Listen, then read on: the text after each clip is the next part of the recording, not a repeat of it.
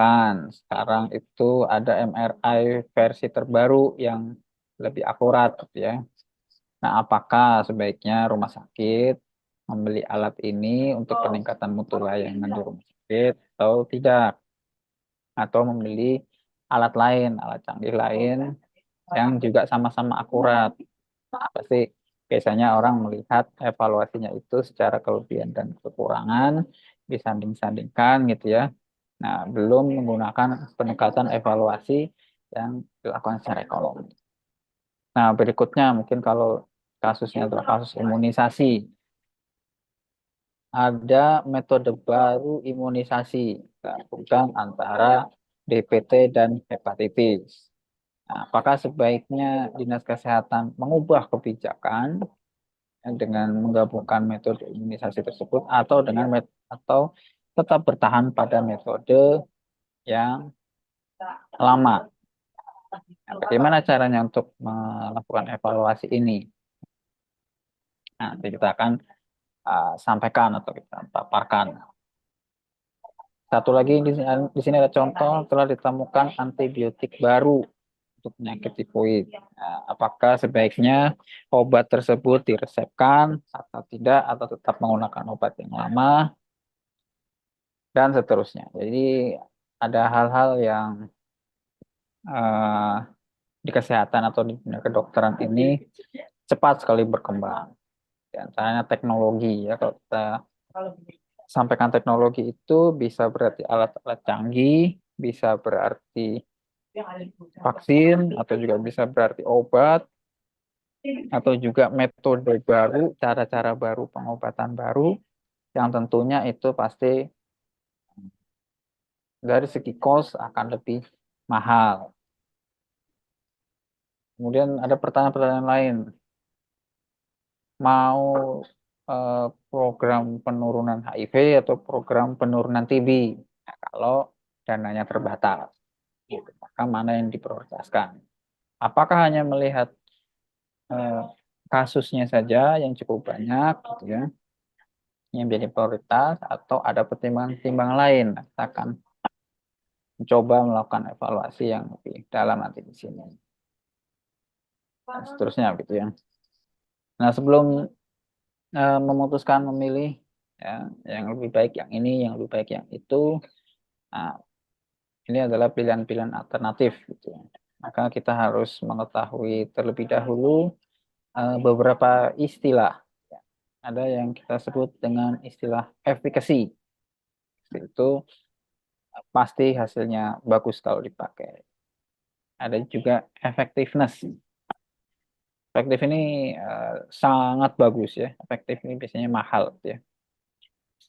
Sangat bagus dan sangat dapat diterima. Itu effectiveness. Jadi effectiveness itu adalah gabungan dari efficacy dan acceptance. Nah, ada juga yang lebih oke yaitu availability, ya, gabungan dari efficacy, acceptance, dan accessible, dapat diakses. Karena kalau efficacy saja biasanya nggak diterima, ya, mungkin sulit makainya gitu ya. Kalau effectiveness saja mungkin harganya mahal, nggak murah gitu ya. Makanya orang-orang tertentu saja yang dapat akses. Makanya kemudian ada availability. Nah, beberapa istilah ini yang juga berguna digunakan untuk melakukan berbagai evaluasi ekonomi. Nah, kita dihadapkan pada teori dan realita bahwa efikasi yang bagus ya, kita menggunakan mobil balap itu bagus, tetapi mobil balap tidak cocok digunakan untuk macet-macet ya. Untuk yang efektif, kita perlu mobil yang pas gitu ya, untuk yang bisa digunakan di macet-macet dan ber-AC dan seterusnya, itu effectiveness. Nah, kemudian kalau kita melakukan suatu evaluasi ekonomi, pasti pendekatannya itu adalah dengan nilai mata uang. Mata uang dari apa? Nilai mata uang dari biaya. Nah, gitu ya. Biaya itu adalah sacrifice ya atau pengorbanan yang dikeluarkan ya untuk menghasilkan alat atau upaya atau bahan tertentu. Nah, itu merupakan biaya. Di mana biaya itu ada banyak sekali macam-macamnya ya. Ada biaya langsung, biaya tidak langsung. Mungkin saya nggak tahu ya apakah diajarkan juga di ekonomi kesehatan ini, tempat saya ajarkan juga. Tapi ya bisa saja dibaca pada sendiri ya, macam-macam biaya. Ada biaya langsung, biaya tidak langsung, ada biaya investasi, ada biaya operasional, ada biaya pemeliharaan ya. Ada biaya apa lagi? Yang salah satunya juga biaya opportunity atau opportunity cost. Itu biaya yang dikeluarkan untuk menghilangkan kesempatan lain ya karena ingin benefit yang lebih. Ya. Makanya Bapak Ibu kuliah ini adalah opportunity cost. Untuk menghilangkan pada tertentu daripada mungkin sorenya ya produktif, sore pulang kerja ya. Harapkan benefit yang lebih baik di masa depan itu juga kuliah itu merupakan salah satu contoh opportunity cost. Jadi dari macam-macam biaya tadi, salah satunya di sini adalah opportunity cost. Mengapa opportunity cost? Karena di sini opportunity cost memberikan keuntungan apa yang diperoleh jika memilih tindakan alternatif. Nah, keuntungannya ini tidak dilihat secara kualitatif ya, nanti Bapak Ibu ya. Jadi keuntungannya ini harus bisa dikuantitatifkan. Nah, kuantitatif ini biasanya dilihat menggunakan angka, gitu ya, berbagai keuntungan. Keuntungan. Nah, keuntungannya macam-macam ya, ada tergantung konteksnya, gitu ya, keuntungannya apa. Kalau kita beli MRI atau kita vaksinasi atau kita imunisasi atau apalagi itu pilihan-pilihannya ya. Kira-kira keuntungannya apa? Jadi kita harus menemukan keuntungannya dan bisa dikuantifikasikan. Konsep efisiensi yaitu yang murah tapi bermanfaat ya. Pilih program yang manfaatnya paling total tapi paling murah kan gitu ya. Nah, murah ya. Murah itu kita bicara murah itu cost gitu ya kan. Cost. Maka itu cost apa? Nah, cost dari si program tadi. Nah, sebenarnya untuk melakukan evaluasi ekonomi ini Bapak Ibu harus bisa costing terlebih dahulu sebenarnya ya. Yaitu menghitung pembiayaan, menghitung biaya. Berapa sih biayanya kalau yang A, berapa sih biayanya kalau yang B. Ya. Nah, misalkan kalau obat ya, obat diabetes misalkan. Obat diabetes kan ada metformin, ada satu lagi insulin misalkan gitu ya. Berapa harga atau bukan harga ya, tapi biaya. Berapa biayanya untuk metformin, berapa biayanya untuk insulin. Nah, tapi kita tidak hanya melihat yang paling murah saja, itu yang manfaatnya paling besar di antara kedua tadi apa. Nah, tentu karena kita mau membandingkan ya, membanding-bandingkan, maka tentu kita harus bisa mengkuantifikasikan. Oke, kalau metformin dan insulin ini manfaatnya adalah di diabetes ya, misalkan di penurunan gula darah, ya maka satuan manfaatnya adalah penurunan gula darah. Nah, itu yang kita banding-bandingkan. Jadi sebenarnya konsepnya simple. Kalau kita sudah ketemu perbandingannya berapa angka biaya metformin tadi, berapa biaya yang insulin tadi, dan berapa keuntungan ya, keuntungan atau manfaat ya dari keduanya tadi berupa misalkan gula darah tadi ya. Nah, kemudian kita banding-bandingkan. Nah, disitulah nanti kita akan menemukan eh, dari keduanya itu mana yang efisien, mana yang efektif, gitu ya, mana yang cukup memberikan manfaat yang lebih jauh. Nah, gitu ya. Kenapa harus dievaluasi? Ya, kenapa nggak terserah? Ya udah pakai aja yang mahal, gitu ya. Pakai aja yang terbaru, pakai aja yang tercanggih, gitu ya. Pertama adalah sumber daya terbatas ya. Kita punya anggaran kesehatan terbatas. Kita punya dana dari BPJS Kesehatan itu terbatas ya. Kalau BPJS itu menanggung ya semua alat-alat yang terbaru sejebol ya, bisa semakin defisit. Nah, kalau anggaran kesehatan daerah itu menanggung untuk pendanaan dengan teknologi-teknologi yang terbaru ya, maka ya bisa jebol juga. Intinya kemajuan teknologi di bidang kesehatan yang pesat, maka perlu dilakukan evaluasi ya. Itu konsepnya. Dan urgensinya evaluasi ekonomi ini merupakan suatu metode yang sistematis. Jadi evaluasi ekonomi ini sistematis sekali. Bagus sekali. Ini bisa menjadi satu karya ilmiah tersendiri. Bisa menjadi tesis tersendiri. Dia menghitung biaya-biaya dulu gitu ya. Misalkan kalau program penyuluhan, mending program penyuluhan A atau program penyuluhan B. Maka kita hitung dulu biayanya. Gitu ya. Nah, kemudian ya kita hitung uh, manfaatnya atau keuntungannya. Nah, kemudian kita bandingkan. Jadi langkah sistematisnya adalah seperti itu, kira-kira. Jadi dia memberikan argumentasi alasan yang cukup jelas dan sistematis. Kemudian sudut pandang dari sisi ekonomi. Nah, jadi tidak hanya dari sisi manajemen saja ya. Sisi ekonomi. Karena kenapa di sana diibaratkan ekonomi? Karena di sana ada cost-nya, ada cost-nya. Maka di sini perlu kemampuan ya, perlu skill ya, supaya Ibu bisa melakukan costing. Costing ya. Costing itu ada tadi ya, biaya langsung, biaya tidak langsung, biaya investasi, biaya infrastruktur, biaya pemeliharaan, biaya operasional. Ya, apa saja sih? Nah, gitu ya.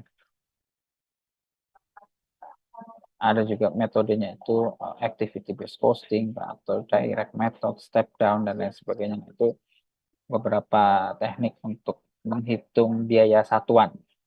Jadi yang dihitung adalah biaya satuan. Di mana biaya satuan itu adalah rumusnya biaya total dibagi dengan quantity. Dan di mana biaya total itu rumusnya adalah biaya langsung ditambah dengan biaya tidak langsung. Itu sebenarnya seksi tersendiri ya. Tapi ya saya kira itu bisalah dipelajari seperti itu. Biaya tidak langsung, biaya yang tidak terkait dengan uh, inti dari program yang dikembangkan. Jadi harus tercatat semua.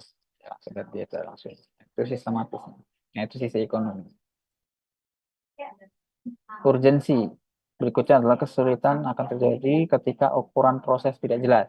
Nah, kalau evaluasinya itu hanya secara kualitatif, itu tidak ada ukuran yang pas ya kita melakukan evaluasi. Tapi ketika ada ukuran yang pas untuk melakukan evaluasi itu maka akan semakin clear ya.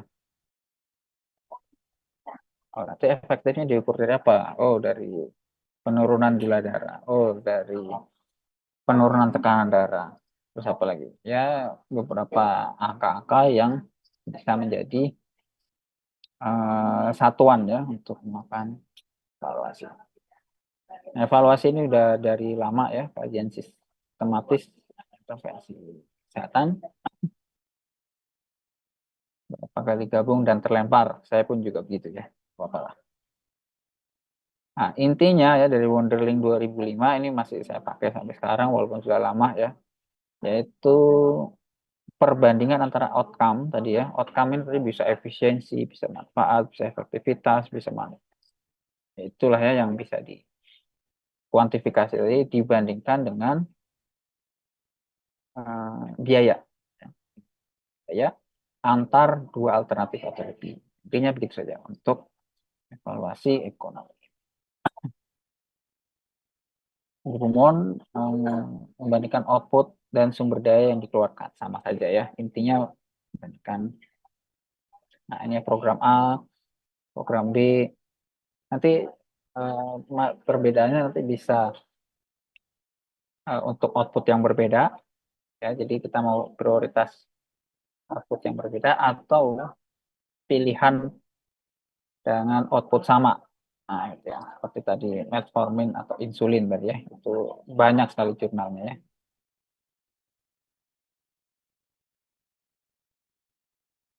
Oke. Nah, sekarang istilah-istilahnya. Jadi kalau hanya membandingkan eh, biaya saja itu kita sebutnya istilahnya adalah partial economic evaluation. Kalau yang full economic evaluation itu langsung saya percepat saja itu ada 4 gitu ya. Kalau S1 itu saya minta hafalan ya, tapi kalau Bapak Ibu ya nggak usah lah ya, nggak usah hafalan. Ada CMA, CEA, CUA, dan CBA. Kalau CMA adalah cost minimization analysis, cost effectiveness analysis, dan cost benefit analysis. Masing-masing ya berbeda-beda, hampir mirip, ya. Tapi beda peruntukannya. Yang pertama CMA atau cost minimization analysis, dia fokus pada biaya yang paling minimal dengan output yang sama. Ya, oke, yang sama. Ini sangat sulit sih ya, output yang sama. Ini biasa dipakai di beberapa kasus seperti one day case surgery, traditional hospital treatment ya, jarang dipakai lah. Ya. Oke. Nah ini beberapa yang sering dipakai ya, cost effectiveness analysis. Ini membandingkan antara sumber daya yang dikeluarkan dengan intervensi bersama ya, memilih program. Nah program ya, memilih program yang terbaik bila beberapa program yang berbeda dengan tujuan yang sama. Jadi tujuannya sama, tapi programnya berbeda-beda. Mau pembagian obat gratis atau pembagian kondom untuk mencegah HIV. Nah, itu ya, itu mungkin pakai si cost effectiveness analysis. Nah, ini beberapa ukuran efektivitas ya. Di antaranya satu, perpanjangan usia di kanker biasanya ya, kalau minum obat ini nanti bisa quality of life-nya bisa berapa ya. Disability days avoided, ada penurunan insiden penyakit, ada penurunan tekanan darah. Nah, itu beberapa outcome ya, outcome. Kita bisa tahu di sini kenapa orang tidak melakukan cost effective analysis karena kesulitan untuk mengukur outcome biasanya dan tidak ada datanya. Ya kalau itu programnya masih baru gitu ya, maka tidak ada jaminan ketersediaan data kecuali program itu sudah berjalan di tahun lalu ya, maka bisa diukur untuk ketersediaan datanya. Hanya mengukur apa programnya outcome-nya sama ya. Kombinasi cost dan effectiveness sulit diukur, itu beberapa kesulitannya. Tapi beberapa ada yang berhasil. Nah, berikutnya cost benefit analysis, yaitu menilai manfaat program yang menguntungkan atau tidak. Bisa beda berarti manfaatnya ya.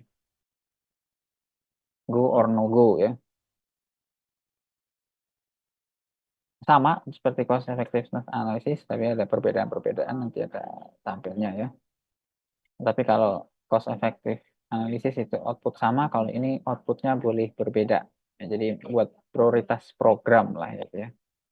Nah, ini beberapa contoh output ya, bisa penghematan biaya, pertambahan umur harapan hidup. Yang penting bisa dikuantifikasikan ya, yang penting bisa dikuantifikasikan.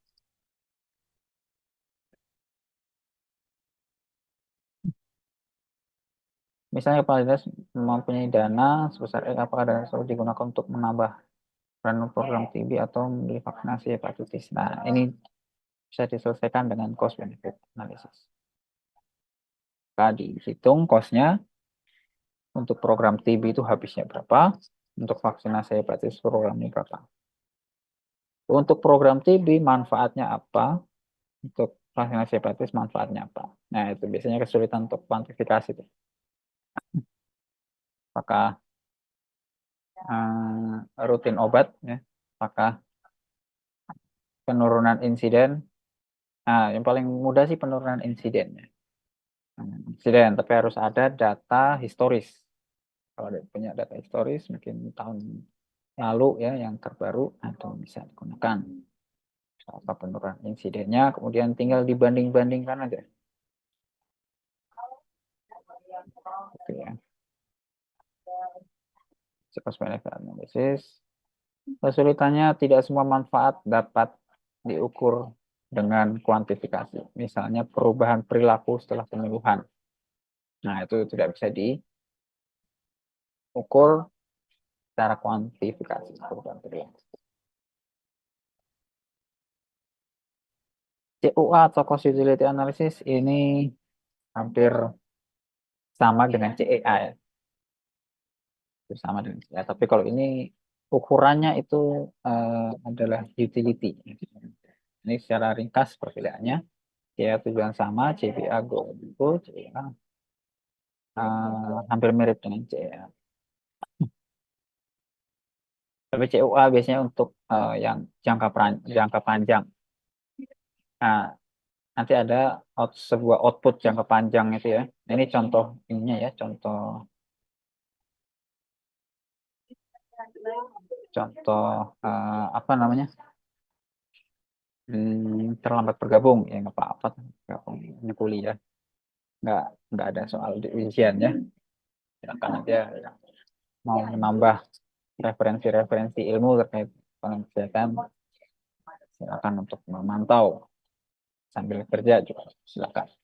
Nah, ini contoh-contohnya ya. Kalau CA misalkan pilihan alternatif pengobatan tertentu. Jadi yang tadi itu yang mau pakai metformin atau insulin itu CA, ya.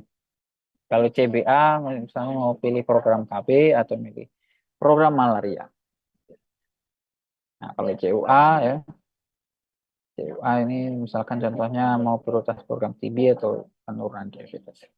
Nah, ukurannya biasanya CUA ini yang dilihat adalah quali, quali ya, bukan kali ini bacanya, tapi quali. Quali adalah quality adjustment life years. Itu quali ya kita. Quali ini, oh, teman CA dulu. Sudah tergambar lah ya Bapak Ibu ya, kira-kira ya. Evaluasi ekonomi ini seperti apa, ini ya. Jadi dia membandingkan antara efektivitas, membandingkan antara benefit, membandingkan antara utilitas dengan cost ya, biaya. Syaratnya kalau mau penelitian tentang ini harus bisa costing. Costing. Nah, ini kualitas hidup ya. Kualitas hidup itu merupakan salah satu domain ya yang bisa diukur dari pendidikan, kehidupan keluarga, persahabatan, rumah, pernikahan, kebangsaan, diri sendiri dan lain-lain ya. Kualitas hidup ini sangat penting. Nah, tapi juga bisa dikuantifikasikan kualitas hidup yang disebut dengan quality adjusted life years. Perkalian antara utility dan time preference yang digambarkan sebuah kuantitas dan kualitas individu setelah intervensi pengobatan. Nah, jadi kuali ini fokusnya adalah setelah mendapatkan intervensi pengobatan. Jadi kalau itu seperti ini ya, kalau pasien tanpa obat ya, kemudian dia akan meninggal di sini. Tapi kalau pasien diberikan obat, dia akan meninggalnya lebih lama. Nah, rentang inilah yang disebut dengan kuali dari pasien itu, gitu ya. Nah, ini dipakai di CUA. Ini ukuran output, ukuran outcome. Ukuran outcome yang dipakai di CUA, cost utility analysis ya. Ini pakai identify, measure, value, compare. Ini langkah-langkah sistematisnya ya. Identifikasi, biaya-biayanya apa, ukurannya apa, kemudian dibandingkan ya. Ini langkah detailnya ya. Pemasalahnya, Ini sistematis sekali makanya. Hitung cost-nya ya, direct cost. Cost-nya itu cost, apa? Biaya satuan ya. Biaya satuan. Itu adalah total cost dibagi dengan kuantitas.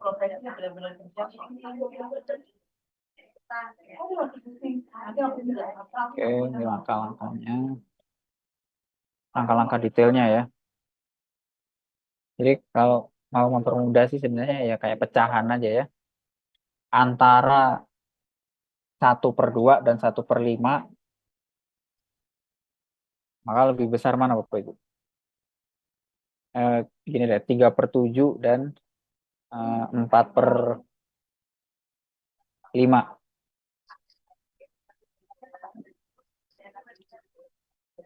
3/7 dan 4/5.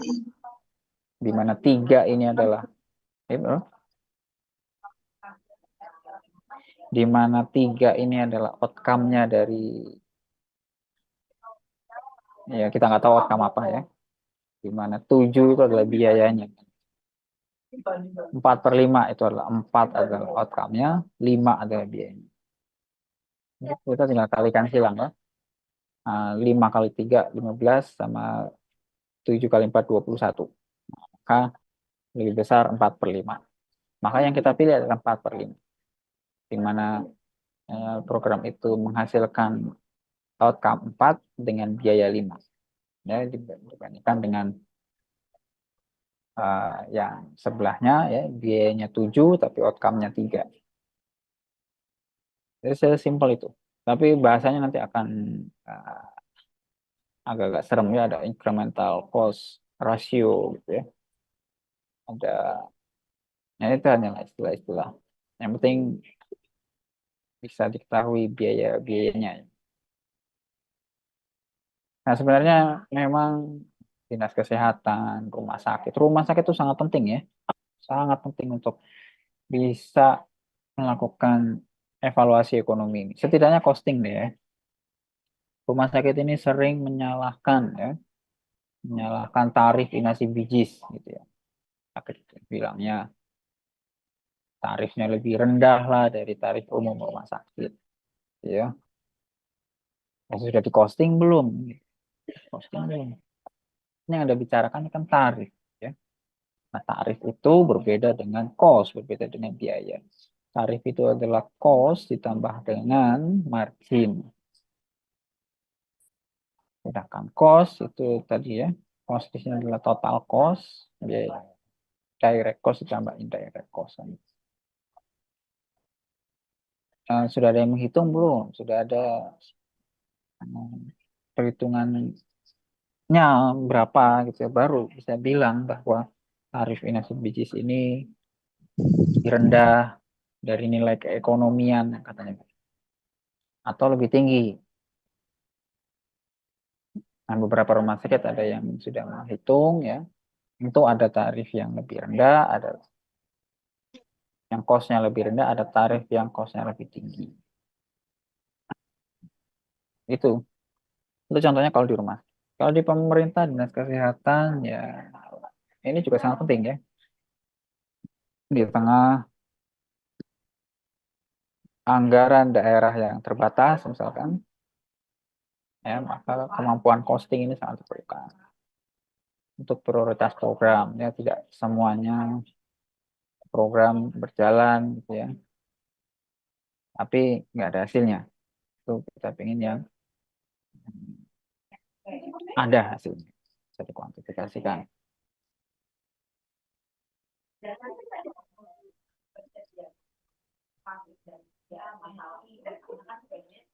Ini perhitungan kuali ya, kuali rumusnya begini ya.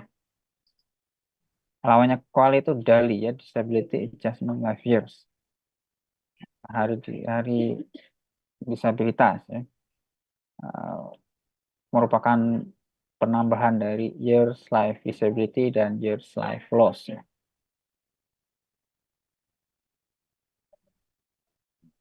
Jadi untuk CUA itu ukurannya bisa kali, bisa dali.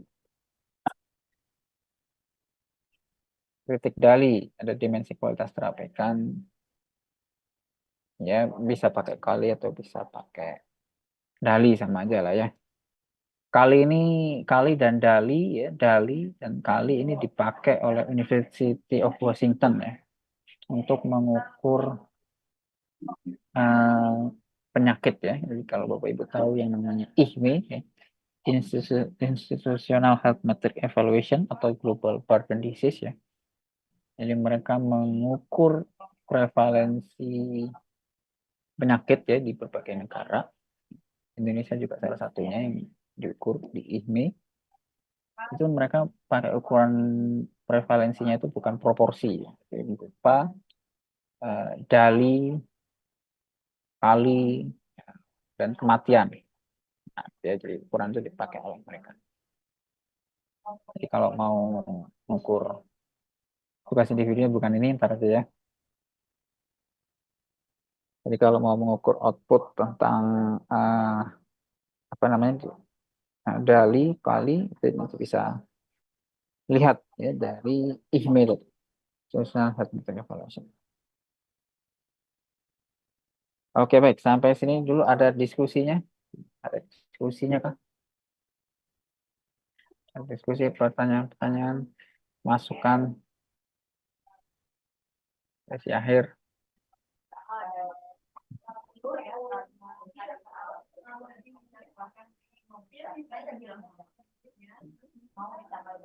Baik Bapak Ibu, saya ada kuis ya Bapak Ibu ya. Ada kuis, eh, sedikit kuis ya. Ini buat, ya sekarang saya jelasin UASnya ya, untuk UASnya. Tapi ini bukan UAS ya, ini hanya kuis ya. Jadi, Apa masih ada UAS? Katanya yang udah bisa tugas bebas UAS. nah makanya saya jelasin dulu ya. Siap gerak. Kalau ya yang kemarin sudah terbit ya, cukainya udah lah ya, yang cukai-cukai lah ya, cukai udah nggak naik ya. Sedih, saya itu cukainya nggak naik. Nah, tapi yang sudah WA ke saya dan sudah berhasil dipublish di media online atau media cetak ya, saya ucapkan selamat ya, walaupun itu di daerah masing-masing ya, nggak ada yang nasional nih, saya baca nih, saya terbit di Kompas gitu ya, wah itu saya hormat ya, terbit di Kompas. Itu ya udah, itu saya anggap jadi UAS saja, tapi belum tentu bagus ya nilainya, tapi itu bisa jadi UAS ya. Lumayan, Artinya Pak. kalau itu sudah diterbitkan oleh editornya, berarti kan editor itu menganggap tulisan itu bagus dan layak untuk diterbitkan. Nah, tinggal nanti penilaiannya saya baca-baca lagi. Nah, untuk yang belum ya, untuk yang belum, uh, UASnya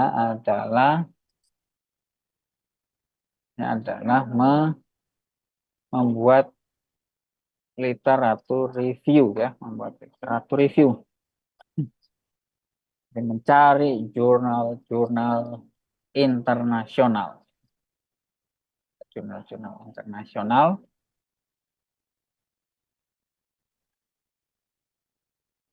Kalau saya mau otoriter sih, saya mau yang materi barusan saja ya, materi barusan ya. Jadi carilah jurnal-jurnal internasional yang membahas tentang evaluasi ekonomi ya.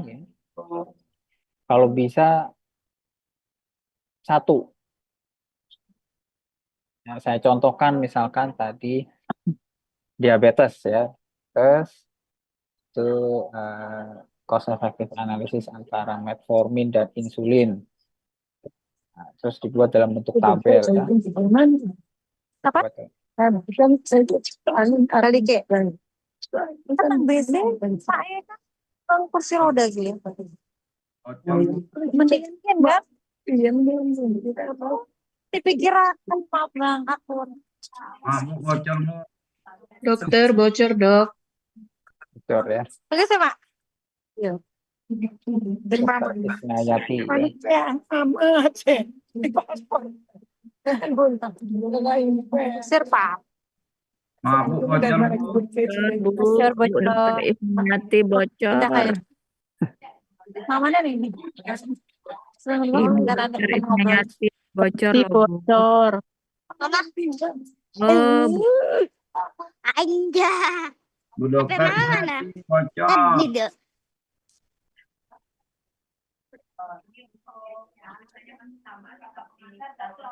Oh, sudah ya. Ya saya juga pernah ya bocor kayak gitu ya. Saya dimarahin mahasiswa. Tapi nggak apa-apa ya. Namanya juga kita nggak tahu. Oke, kita lanjutkan lagi ya. Jadi men- mencari jurnal internasional ya. Kalau bisa satu ini ya, satu satu topik ya.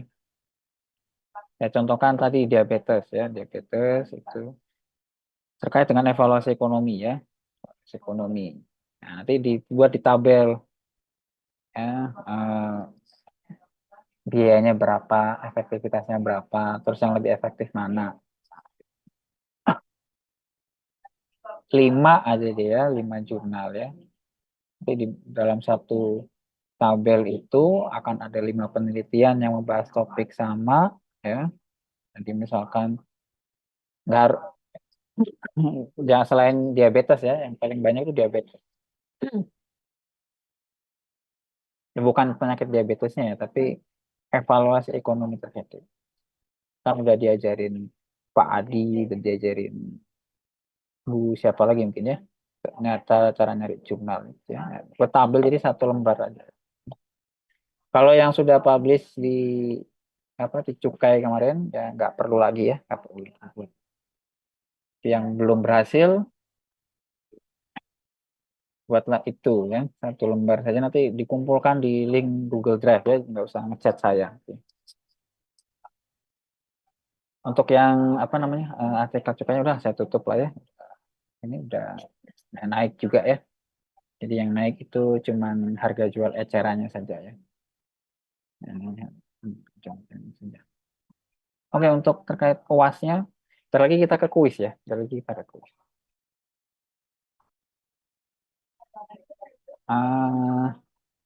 Untuk UASnya kira-kira ada pertanyaan kah Bapak Ibu?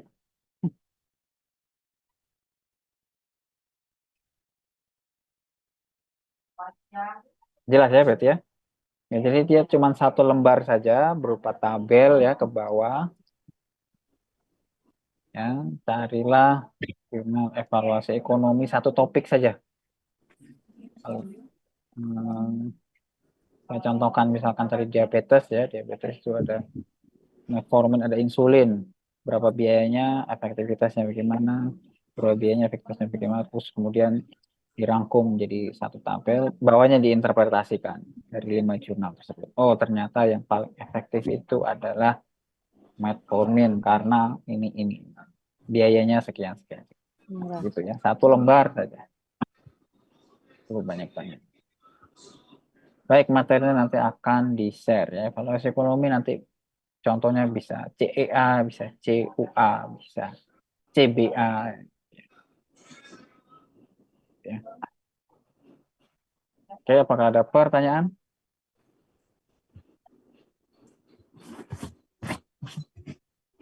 Kalau tidak ada pertanyaan ke kuis ya Bapak Ibu ya.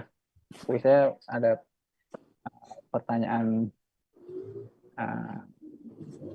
ada pertanyaan ini diharapkan sih langsung diisi sekarang aja lah ya. Nanti Bapak langsung kuisnya langsung. ya kuisnya langsung ya. Ini Oh, saya share screen terlebih dahulu ya. Kuisnya tentang rokok lagi ya nggak apa ya. Rizky, mohon Ya. maaf.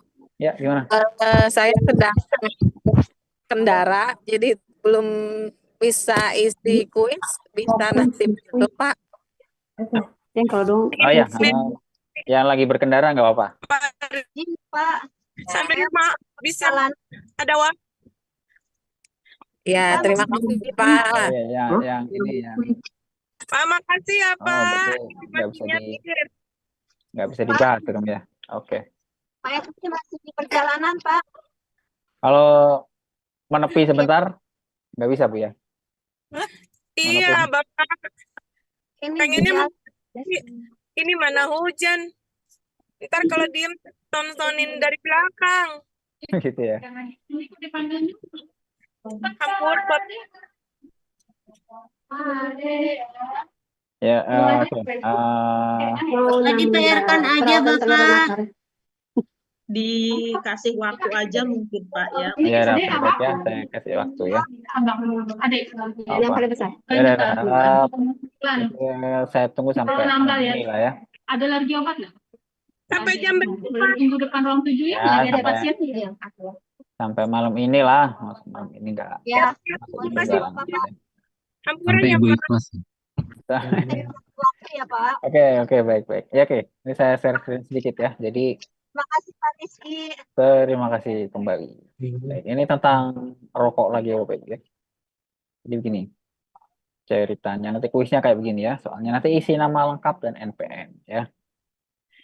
Nah, kemudian Bapak Ibu ceritanya ya, pemerintah itu punya regulasi ya.